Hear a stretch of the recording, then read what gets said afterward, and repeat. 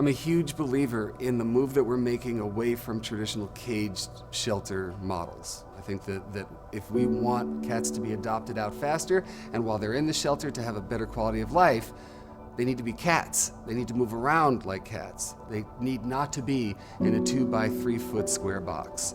We're seeing it happen all over the country, and if we commit to it, we're going to see not just more adoptions, but more quality adoptions. It's about the level of education, it's about how we're going to change the landscape of sheltering to begin with, and staying committed to that as a community and not fracturing off in different directions. If we stay consistent and we stay cohesive, we'll get there.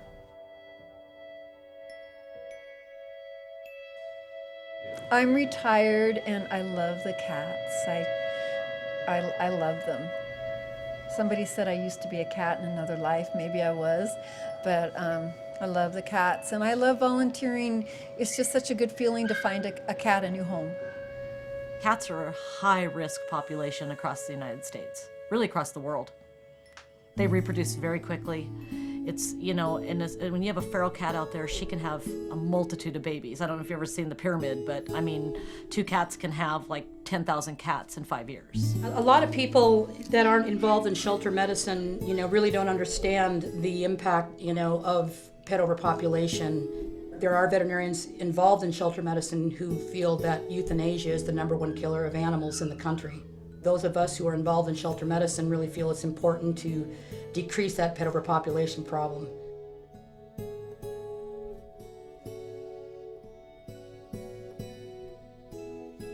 Feral cats are not very happy about being trapped, so they have to be anesthetized in the trap in order to be spayed and neutered. And that's probably the only time that they may ever be touched, ever. She spit at me again. And they literally spit. Really? Yeah. I've been trying to get her out of this thing all day. We're kind of advocates for trying to get everything spayed and neutered before they go out the door so that we don't have more animals coming in that are unwanted and that have to be euthanized. As far as cats go with options, if they have any behavioral issues, things like that, it limits them tremendously. They don't have a lot of options out.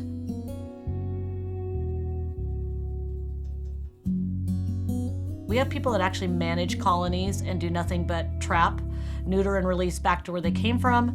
And then the ones that they think are going to be great barn cat candidates, then they leave them and then we place them is what they do. If a cat isn't adoptable as a pet, they can become a barn cat. They're free to the farmers. We could spay, neuter them, give them their vaccinations, and send them out to live on the farms. Farm living is the life for me. Is probably one of my favorite programs. We take at-risk cats and we place them with people who want them in either farm or warehouse situation, and they perform a job. They're called rodent managers, and they do the job of keeping the rodents under control so there's not damage at either the farm or the warehouse.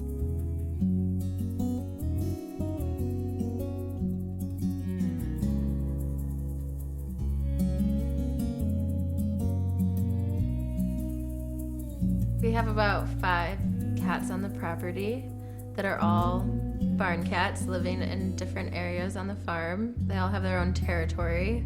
They take care of the rodents in all the areas and make sure that they don't eat all the hay and get into the barrels of hay. And if there's rodents in the house, then sometimes we'll bring the cats into the house and let them take care of that.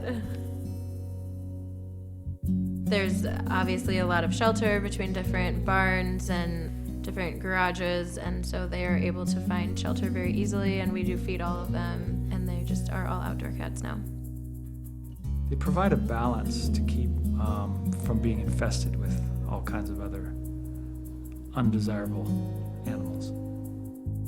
Since we've had cats on the property, we've had no rodent issues whatsoever. We've had this program since June of 2009, and we have placed to date over 1,700 cats in the program. We have a farm who's been one of our largest contributors to this program. They take the cats, whether they have a cold or something that just has to work through, or maybe a wild cat that actually has the time with the caretaker there. to become a friendly and suitable for a house cat. It's a way to keep cats that are potentially too feral for the real world, a chance for them to settle down, not have to be locked in a cage, get gentled by my friend Kara's here, and then we adopt them out, mostly at horse shows and to friends and boarders and everything else. Which now makes space here that we can use to save another life. It's a great program, and it really works for these kitties. Those type of cats probably would not be placed. They would probably not make it out of the shelter system. We're all about saving lives, and that's one way that we could do it with these cats. It takes so much time and effort to take a cat that's wild, to tame it, learn about the cat, and make it trust you so that it can be a house cat. We just don't have the time because of the volume of animals, and it's the same is true with animal control everywhere. Some would take as many as we had, and I'm talking 10, 20, whatever, because they would have like 500 to 1,000 acres. They had to have a safe place. It wasn't just, you can take these cats and they're nasty and throw them out in the woods. No. I thought, these are my cats. And I don't care how naughty they were, they're still living animals. Breaks my heart every time they go away, but they do get to go to a nice house and people who love them and do their thing. Yeah, we have a number of them that initially feral and kind of wild in a cage. They get to getting used to people and going around other folks. Somebody falls in love with them at a horse show because they're busy living on their saddle or something during the horse show, and they go home with them. For us, this changed the morale for us to be able to save this many animals. Those cats that are out there, it's great for them because they're not in the house, they're taking care of a good problem, the mice problem, and it helps everybody. The spaying and neutering, bringing them in and then giving them another chance, that changes the dynamic of your community. I think for the farm, it's more giving back about the animals and things like that, and giving animals that would have no future at all otherwise a life. I try and be here at the same time every day and feed them in the same place, and then that way I can check in on them and make sure that everybody's doing okay. So once they're healthy and, friendly, then they're going to find a good home. Yep.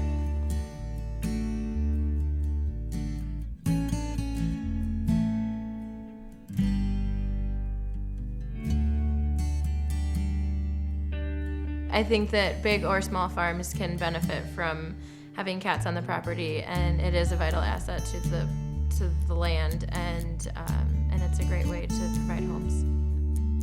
Saving animals and giving them a safe home, that's really important. They have a good life. They really do have a good life out here.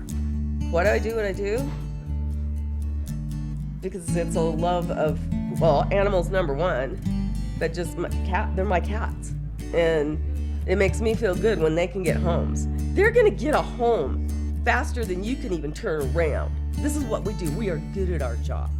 I love my cats. This is my last job that I ever want to do. I love them. I guess I like to know that you can help some other creature that can't necessarily help itself. I do what I do because I love the animals. I love the animals, and I believe that we all need to make a difference. I really do, and I think that we can. And when you work in this industry, you see the most amazing people, like unbelievably good, kind people that become like your family, and they all have the same interests, and so I think it's really important to give back. We give to them, but golly dang, they give a lot back to us, I think. I mean, I just love being able to just sit down and hold that silly Sylvester cat or the other new black and white that we've got and just kind of get them used to being with people and getting ready to go off to people. I mean, I love every minute of it. I have always loved animals. I just think their hearts are pure, and they just have this souls of angels. I mean, they really do. They love you, and I mean, I've seen so many go through so much stuff, and they come back and they still are kind and good, and it really, really matters. So I think for the whole world it matters. I don't think you could talk to anybody in this business who would tell you that they're here for the money, because that's not the way it is. I'm here because I love animals and I love the people that I'm working with, and I know that I can make a difference.